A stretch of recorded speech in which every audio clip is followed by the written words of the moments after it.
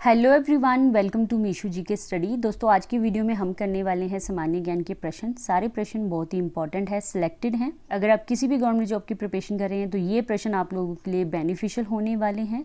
अगर आप लोगों को किसी भी प्रश्न का उत्तर आता है तो आप मुझे कमेंट करके पहले ही बता सकते हैं। तो चलिए फिर आज की वीडियो स्टार्ट करते हैं। आज के क्वेश्चन करते हैं। पहला प्रश्न है, मार्ले मिंटो सुधारो ने वायसराय को एक भारतीय सदस्य को अपनी कार्यकारी परिषद में नामित करने का अधिकार दिया। तो वायसराय की कार्यकारी परिषद में शामिल होने वाला पहला भारतीय कौन था? इस प्रश्न का सही उत्तर है बी, सत्येंद्र प्रसाद सिन्हा। तो ऐसे कौन सा था वो पहला भारतीय? तो इस प्रश्न का सही उत्तर है सत्येंद्र प्रसाद सिन्हा। दूसरा प्रश्न है, मृणालिनी साराभाई को 1992 में निम्नलिखित में से किस पुरस्कार से सम्मानित किया गया था?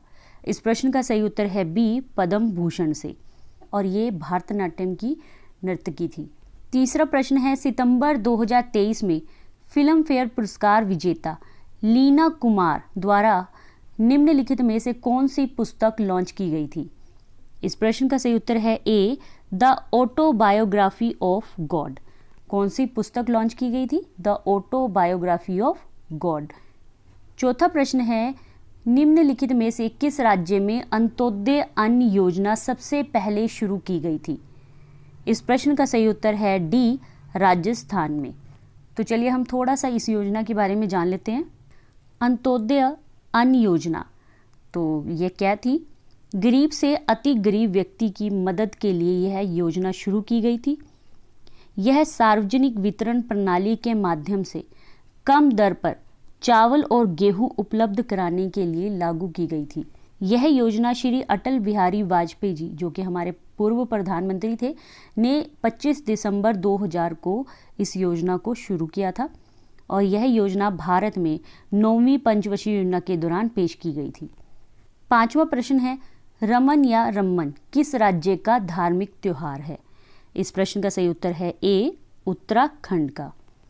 छठा प्रश्न है, निम्नलिखित में से भारत का कौन सा नृत्य रूप उड़ीसा से संबंधित है?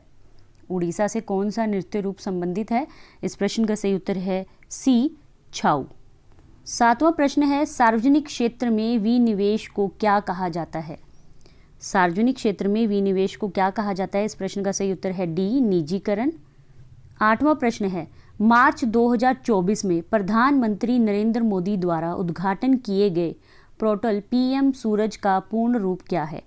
पीएम सूरज का पूर्ण रूप क्या है? इस प्रश्न का सही उत्तर है सी, प्रधानमंत्री सामाजिक उत्थान एवं रोजगार आधारित जन कल्याण। तो पीएम सूरज का पूर्ण रूप क्या है? प्रधानमंत्री सामाजिक उत्थान एवं रोजगार आधारित जन कल्याण। नौवां प्रश्न है, किस संस्थान ने इंडिया इनोवेशन इंडेक्स का द्वितीय संस्करण जारी किया? इस प्रश्न का सही उत्तर है ए, नीति आयोग ने। थोड़ा सा हम इंडियन इनोवेशन इंडेक्स के बारे में जान लेते हैं। जनवरी 2021 में नीति आयोग द्वारा जारी इंडियन इनोवेशन इंडेक्स के दूसरे संस्करण में कर्नाटका शीर्ष पर रहा, यानी कर्नाटका टॉप पे रहा है। ये 2021 में हुई थी। ये इसका दूसरा पॉइंट है, पूर्वोत्तर या पहाड़ी राज्य श्रेणी के तहत हिमाचल प्रदेश शीर्ष पर रहा है। 10वां प्रश्न है, विश्व का पहला ओम आकार का मंदिर किस राज्य में बनाया जा रहा है? इस प्रश्न का सही उत्तर है बी, राजस्थान में। राजस्थान में विश्व का पहला ओम आकार का मंदिर बनाया जा रहा है। 11वां प्रश्न है, निम्नलिखित में से किस राज्य में भारत में जनसंख्या का घनत्व सबसे कम है? किस राज्य में भारत में जनसंख्या का घनत्व सबसे कम है? इस प्रश्न का सही उत्तर है डी, अरुणाचल प्रदेश में। 12वां प्रश्न है, गंगा दशहरा हर साल ज्येष्ठ माह के शुक्ल पक्ष के किस दिन पर मनाया जाता है? इस प्रश्न का सही उत्तर है सी, 10वां। गंगा दशहरा हर साल ज्येष्ठ माह के शुक्ल पक्ष के 10वें दिन पर मनाया जाता है। 13वां प्रश्न है, राजीव गांधी खेल रत्न पुरस्कार की स्थापना किस वर्ष हुई थी?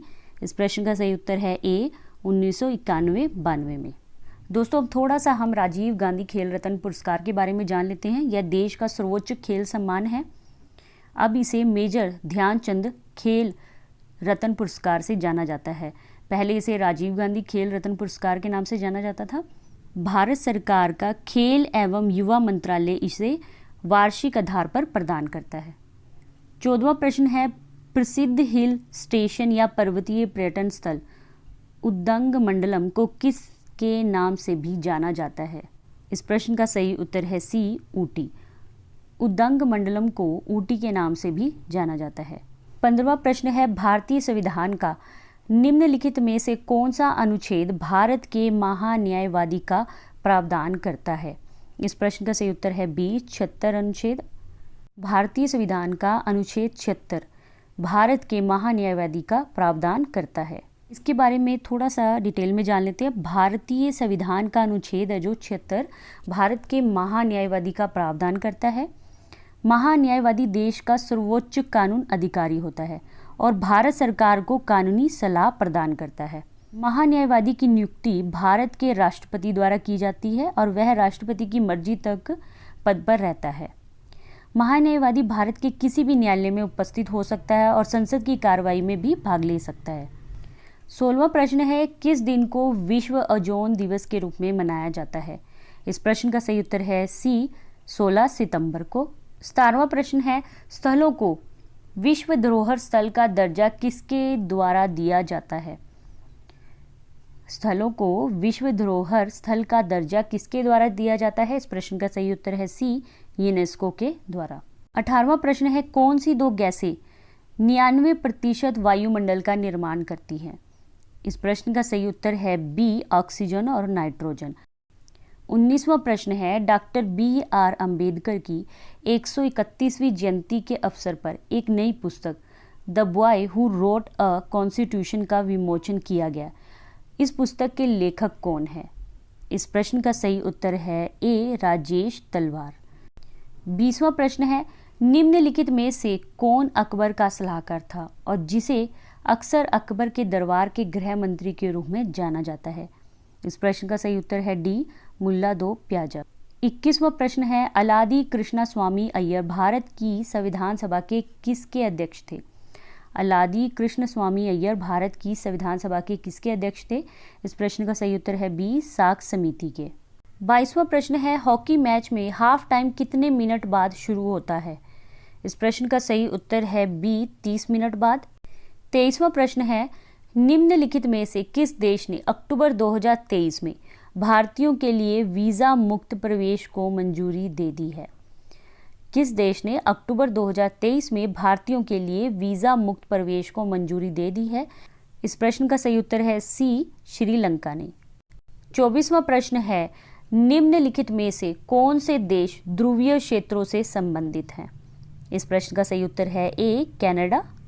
तो दोस्तों, जो देश ध्रुवीय क्षेत्रों से संबंधित हैं उनके नाम हैं Canada, Greenland, Iceland, Norway, Sweden, Finland, संयुक्त राज्य अमेरिका, अलास्का और रूस के साइबेरिया क्षेत्र ध्रुवीय क्षेत्रों से संबंधित है। ये जो सारे देश हैं ये ध्रुवीय क्षेत्रों से संबंधित हैं। 25वां प्रश्न है, निम्नलिखित में से किसने 1875 में आर्य समाज की स्थापना की थी? इस प्रश्न का सही उत्तर है डी, स्वामी दयानंद सरस्वती जी ने 1875 में आर्य समाज की स्थापना की थी। आर्य समाज की स्थापना स्वामी दयानंद सरस्वती ने 1875 में मुंबई में की थी। स्वामी दयानंद सरस्वती को भारतीय राष्ट्र के पितामह के रूप में जाना जाता है। स्वामी दयानंद सरस्वती का जो मूल नाम था मूल शंकर था। तो फ्रेंड्स, ये थे आज के टॉप 25 सामान्य ज्ञान के प्रश्न। आशा करती हूँ कि आप लोगों को प्रश्न अच्छे लगे होंगे। अगर आप लोगों को वीडियो अच्छी लगी है, प्रश्न अच्छे लगे हैं, तो वीडियो को लाइक और शेयर करना मत भूलिए। चैनल पर नए हैं तो चैनल को सब्सक्राइब जरूर कर लीजिए। मिलेंगे नेक्स्ट वीडियो में और भी बेहतरीन और महत्वपूर्ण प्रश्नों के साथ। ऐसे ही अपनी तैयारी करते रहिए। जय हिंद, जय भारत।